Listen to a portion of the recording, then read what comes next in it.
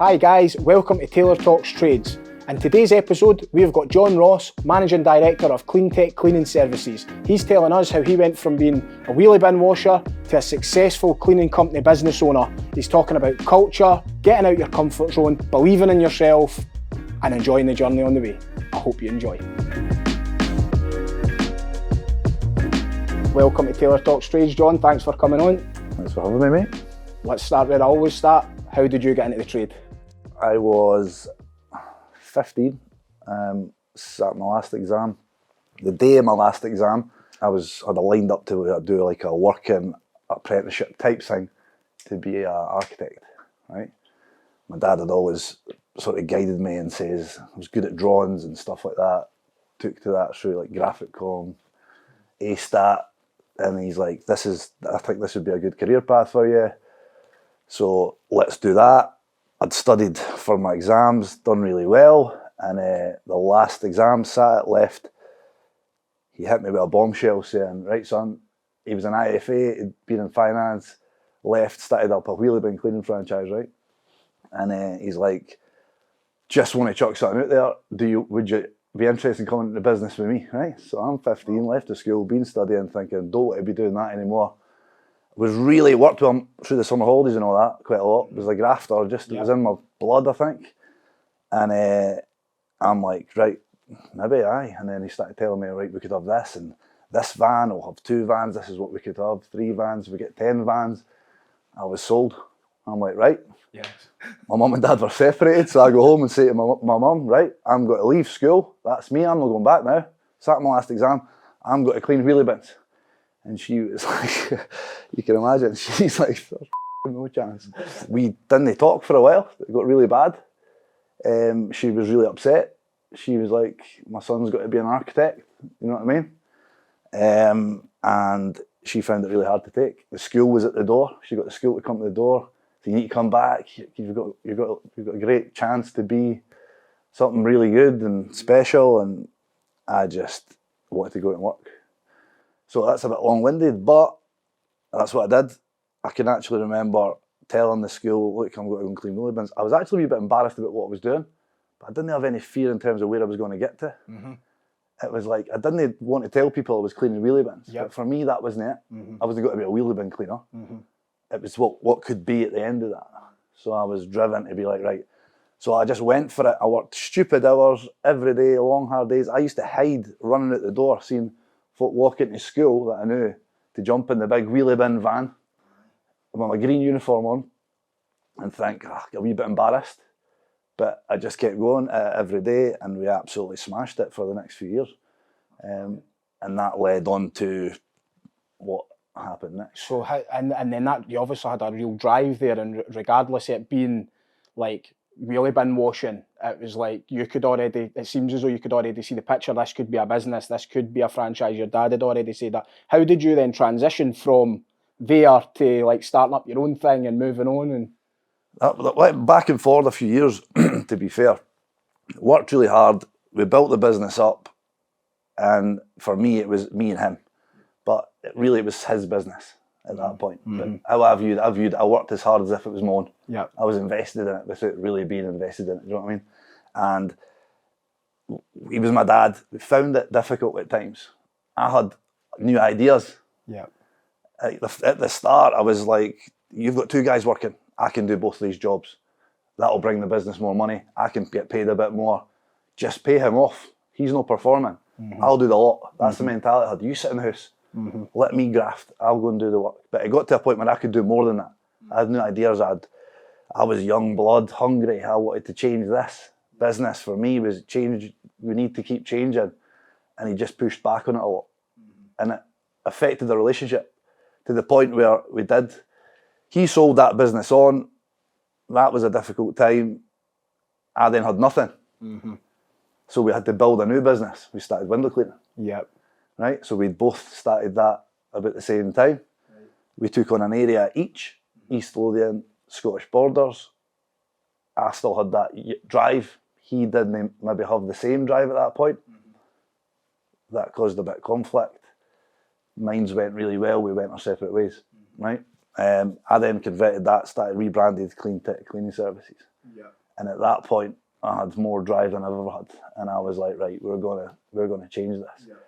So I pushed that really hard, and it went really well. And then we converted to the complete cleaning service. I added all these other services in, and it's just snowballed for there over the last 12 years. So all the values that you got for the wheelie bin washing in the start, same values that goes up through into CleanTEC now? Same values. Learned a lot from the mistake. Like my dad, best apprenticeship I could ever have in terms of work ethic.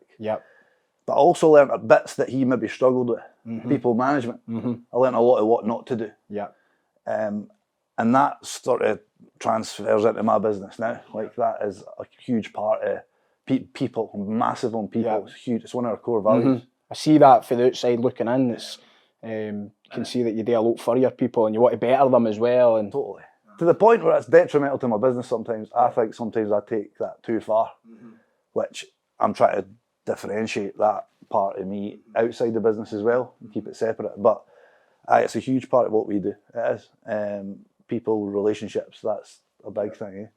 So what would your advice be then to anybody like kind of trying to look to come into the trades or even into window cleaning, wheelie bin washing? Like to me it's shown like you've went on and done really well through it. That it's like, can you just get these values and then just go, like if you're willing to work hard and have the determination, it looks as though anything can be achieved. Is that the message you would be given? I would. I think that at times when I says there was back and like I mentioned, we were back and forth at times, right? When I first, it wasn't just easy and I started a window cleaning business. I took a couple of jobs on in between that. I went and worked in 3 or 4 different places, but my work ethic was always the same. I was the hardest working person in the room or on site. I did more than I needed to do. I worked more hours than maybe everyone else. And I just had that. One of the guys asked me last week, what exact question? Like, I don't know what it is I'm going to be doing yet. When did you know? I says, I never knew. I never knew until that day where I thought, this is it. This is the opportunity I've got. And I knew it was going to come along. I was the hardest working person all the time. So when I got my chance, that was it. I grabbed it with both hands and absolutely went for it. Now, that's what you need. For me, that's how you need to do it. I did think I was embarrassed.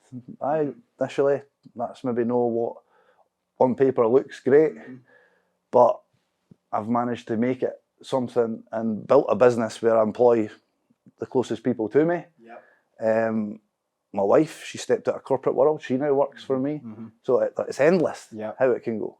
And then that leads to the franchise opportunity. People want to come on board and I've got an opportunity where I can say, you didn't need to do all the hard bit I did in the beginning. Work out what works, what doesn't. Build the brand. Learn how to do the people part, the back end. I've completed that part. And I'm now going to say, here's all the hard bits. You just come with the same work ethic and you can achieve what I can achieve and help build this brand and make it your own. So is this like a fast track mechanism, the franchise then, that's almost like if somebody can come in with them values that you had, the hard working, no worried about being a window cleaner or a wheelie bin washer, whatever it might be, actually just saying, I'm going to give that my best opportunity. So people who maybe engage with you and become a franchisee, if they've got them values, they're going to succeed because you've got the back end model. That's it. Really and give these people an opportunity that might not have that same belief in themselves to take the knocks and the hard bits that I've had to go through to make it to the end result, like make that complete package. Now I've got it, and I can say that's what you need. And there's not an issue you're going to find with these people that I've not got the answer to. Like I'm going to say, right, there's a problem. That's the solution. And what's kind of brought you to that point? Like, because you're a million miles away from an average window cleaner, clearly. So, like, what's been that difference? Because I think like there'll be a lot of window cleaners that could work hard, but what's the wee bit of magic that you've put in there? Is it technology? Is it different bits and bobs? Is it the brand, the culture, or is it actually just all of that? I think it's a combination of everything. But like one of the bits that I shout about a lot in the office is the detail. I'm big on you hear me saying, "Have you cleaned the vans out?" Right? But like it's huge, and it's a huge part of what we do. Like when you finish something, you clean up after yourself. You make sure the I's are dotted and the T's are crossed. Like the detail and where things sit in my vans. The vans are wiped out every night. nobody gets on site without a uniform on. Yeah. Like all those little things that build the brand, then it translates right through to the rest of the sort of business. And that's massive. The things that the end result is a service we provide, but all those little bits are the bits that people maybe don't see, combined become the CleanTEC brand for me. And that's the bit that I think we've got that's different. That's brilliant. And can you see this, is this going to be all over Scotland then? Could this be all over the UK? I think, like, initially, I say, it's funny, I always had the franchise model in my mind, right? Yeah. Starting with my old man all those years ago. Right, that's the end result. But it's for me, again, it has to be endless because I don't see a limit on it in any area, I guess. Global then. Like, who knows? You need to believe that for it to make it happen. Yeah. So, I don't see an end point on it. Initially, it's to restructure the business slightly because we've had resource issues. That's what prompted us to get it going. And then I'm going to then, off the back of this, it's not just like there's people that do this model and they do it just to churn out numbers, right? And that is, you can do that model. And they'll get the upfront fees, they'll churn out their brand, and they'll get the upfront fees. If it fails, they're no bothered. They've got their numbers in it. On their finances, they hit the box at the end of the day, they've got that number right. But for me, it might not help me in terms of the business, but I'll get some personal gain out of that by seeing people grow. Come in, there's an opportunity, they make a franchise work. It's giving back. It's one of the main values in Taylor Roofs, and I think a lot of business owners get that. It's like you do all that hard work, you get through it, you get a wee bit of sometimes a relief at points in the business where you're saying, right, I've got a bit of like free time now, I can actually try and make a difference. And then for whatever reason, we just want to go and help others and make it that wee bit easier for them. It sounds like a lot of it's driven by giving back, and if it's giving back over, like you said there, it's not always about profit and just hitting that number, then there'll be a lot of people that could definitely do well under that brand. Totally. And that is, it gives me that sense of pride and sort of that I can see these people grow, and I love that sort of team mentality. Yeah. I love it. If we've got, I must say at one point we've got 100 franchises UK wide, and we're all communicating, and everybody's changed. You could change lives, right? Because then if they've set up a business that's got to change their kids' lives, they're got to believe they can do something different. All that. And it's taking the people that's maybe out there, like I always ask my guests for a wee bit of advice on somebody who's already maybe in the trade or maybe already doing something.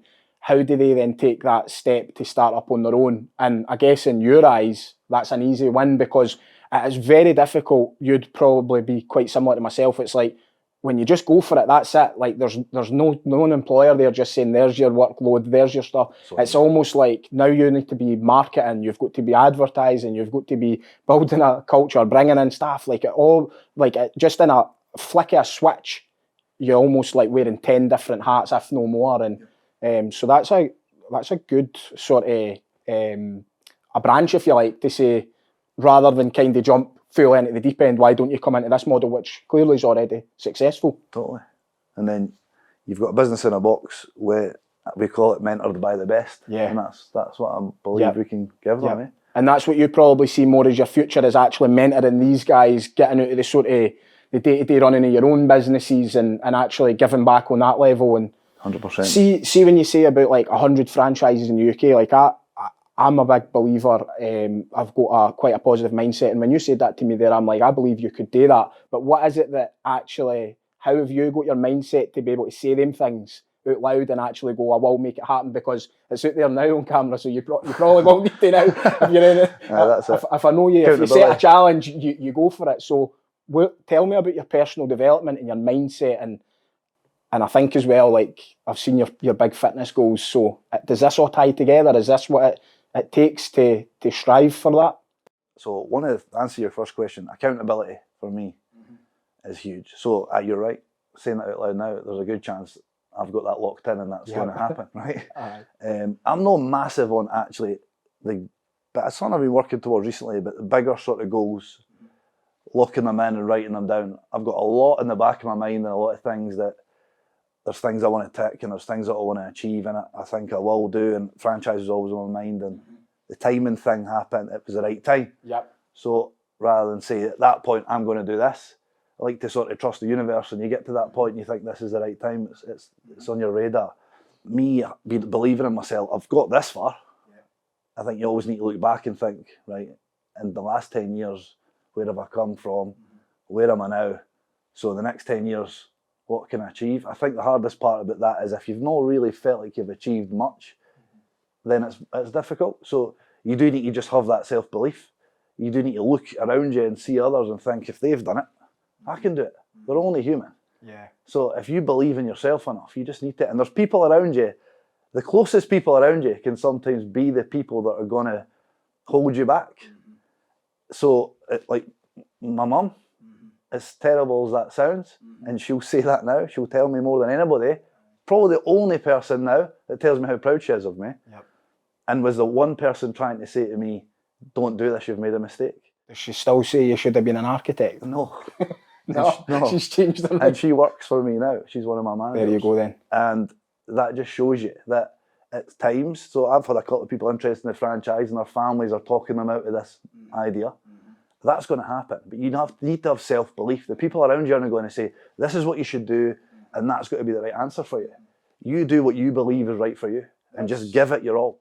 That's their beliefs as well, eh? Like you can't, Totally. It's probably no putting other people's limiting belief onto yourself and just saying, well, if I believe I can achieve that. And they're, like, you're seeing the world through a different lens to what they're seeing it. So, and like you said, you had a wee bit of kind of to and fro with your dad as well. It's probably, you had new ideas and that's what will happen. Like, we're a different generation and things move differently and new ideas pop up and everything. So how does the fitness goals tie in with the mindset for the business then? And or is it interlinked, or is this two separate parts of who John Ross is? Or does it make you be the guy who can do the bigger stuff in the business by doing the bigger stuff in the fitness side? So I think that they do tie in together now, and I know myself more than I ever have, and I think you need to work that bit out first. So you work out what works for you, and then you explore that and find out, right, that for me it's like the best version of me needs to turn up every day to be able to be the person I need to be for the people around me. There's a lot of people that rely on me to be that guy every day, and that's pressure, but pressure I put on myself because I want to be that guy. I want to be the fixer. I want to be that person that's there for everybody.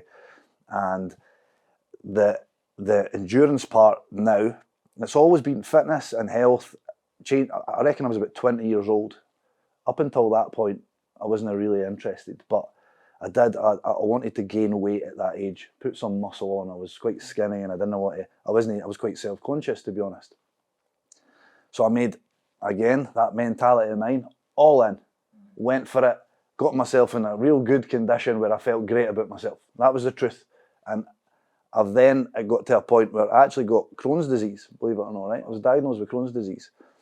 And I think I was overeating to gain the weight, right? So as much as I had a good diet, I was overindulging and I was fit and healthy, I thought, on the outside, but my gut health was really bad. So then I started to explore and research what that did for you and mentally how that can help you. So I really explored nutrition, and I really started to think about how food felt in my body, right? So then I went all in on that, and then I never took any medication for Crohn's disease. I sort of basically told the doctors they weren't able to help me because I didn't believe in that, quite arrogantly, and thought, nah, I'm going to do this on my own.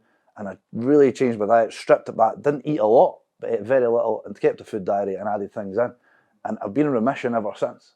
And it's something I've always thought about doing and helping people later on, because I probably could help a lot of people, but again, it's that thing that it might happen at some point. A lot of ownership there, like you took ownership of that Crohn's disease. It's like, I'll no be a victim almost and put it in the hands of the doctors or somebody else. You went, I'll fix this, I'll do the research. And some people do give up, and obviously, like, by no means we're experts or anything, and no giving out expert advice on that, but in terms of like mindset, it's massive. Like I probably done similar with like my mental health, to be honest. It was like I just was like got told to go on tablets and things like that, and I was like, look, I just want to fix this myself, because I didn't need a tablet before, I didn't want a tablet later on, and I know that's kind of gone off track a wee bit, but No, it's kind relevant, of it's mindset and mind over matter really a lot of the time, and that's intriguing. Like I could have gave into it, but that led me to then thinking differently about my not just wanting to look good, I guess, because I was very vain at that point, and that's what it was all about. It then changed me to thinking I want to be healthy. Yeah. So I trained a lot of martial arts at that point, and I'll be honest, that was a bit of I had sort of anger issues in the beginning, the early years of my life, 20s, struggled a bit with that. At times, I'll be honest, it was a real challenge for me that I could sort of lose the head at times. Yep. So I've done a lot of my mindset stuff and a lot of my personal development. I think initially I didn't think it was to do with that, but was to do with that.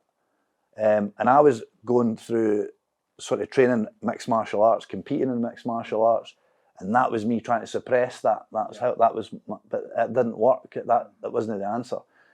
It did help at the time, but when I lost my sort of love for that. I wasn't as passionate about it. I didn't have anything else to go to, so I didn't train. I was at the gym. I didn't have any goals, and there was something not quite there, something missing. I lost the drive. I lost that love for. I went through a wee stage where I was married and I had 2 kids, and I didn't have any goals outside the business. I'd probably hit all the goals in my business. I wasn't really dependent on my business, really dependent on me. I'd sort of ticked that box, and I was lost a bit, right? So I'm like, I need to do something here. I wasn't happy. I think now I know I wasn't pushing. I wasn't going to that next level. I wasn't working towards something. There was no goal set, and I lost my way. And I just decided I needed to make a change. I had to do something. And then I'll be honest, I got in touch with Stevie Kidd, and the event I wanted to do his event. It was an endurance event. It was mountains, something I was running.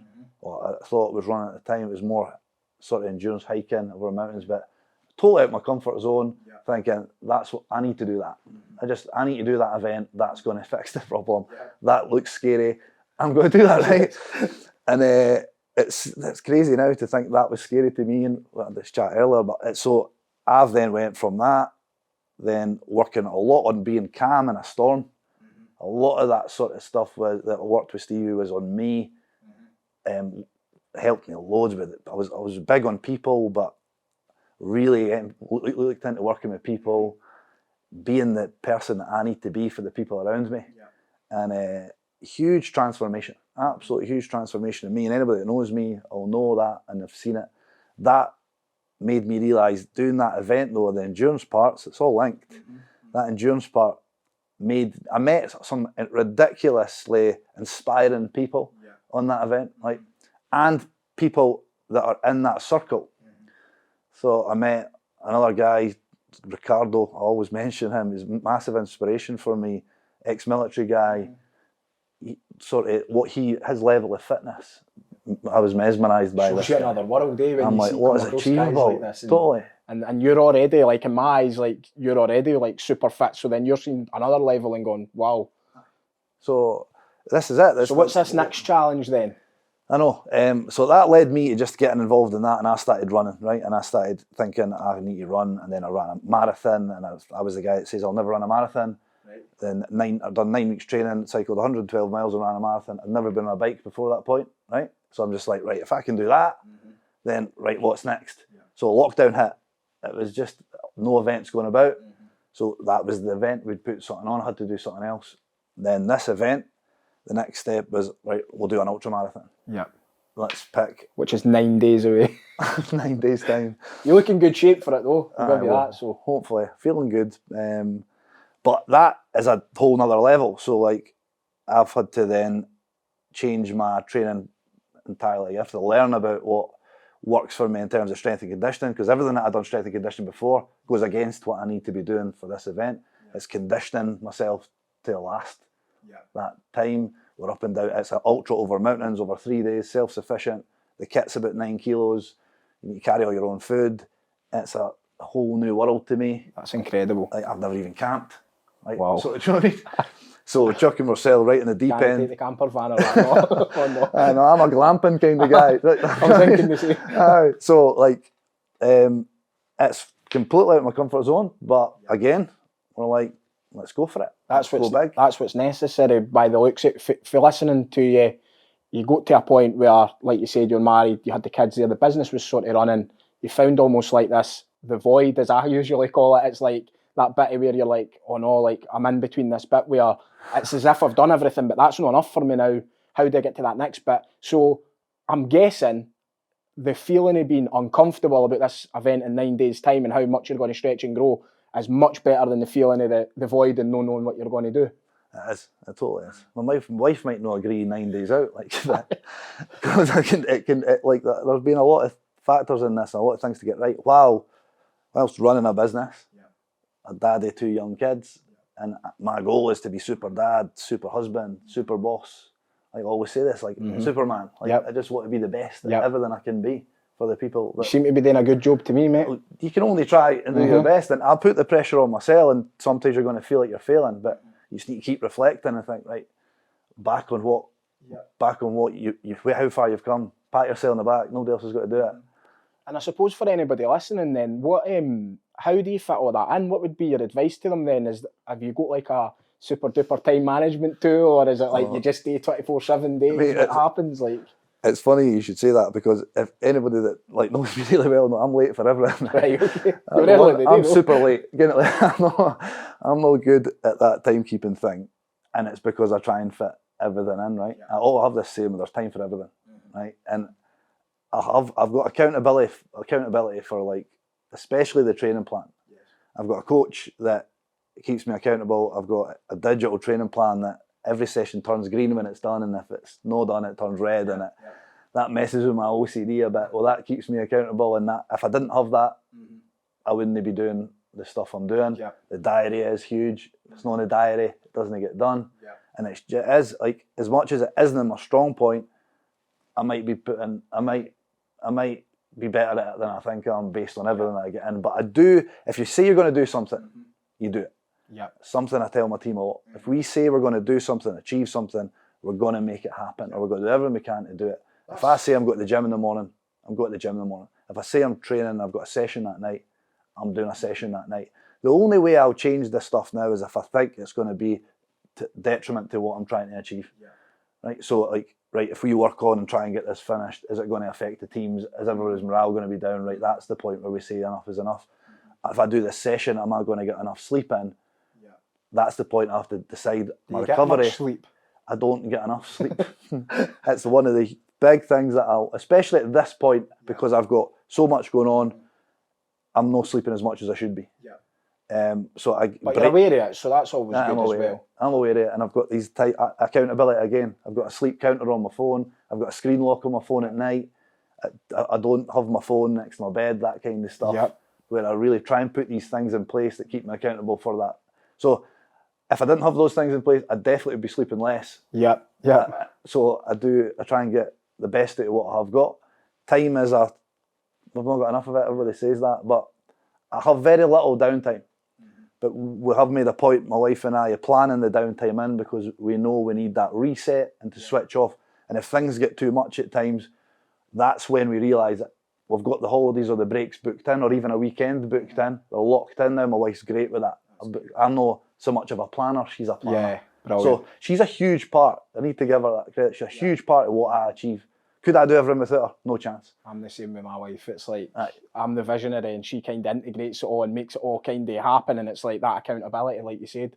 No, that's amazing, John. I think a lot of really good, valuable lessons there for people. Get out your comfort zone, believe in yourself, have accountability, mentors, get people around you who believe in you. So, amazing, mate. Thanks for coming on, and I wish you all the best with your challenge in 9 days and everything for CleanTEC and the franchise.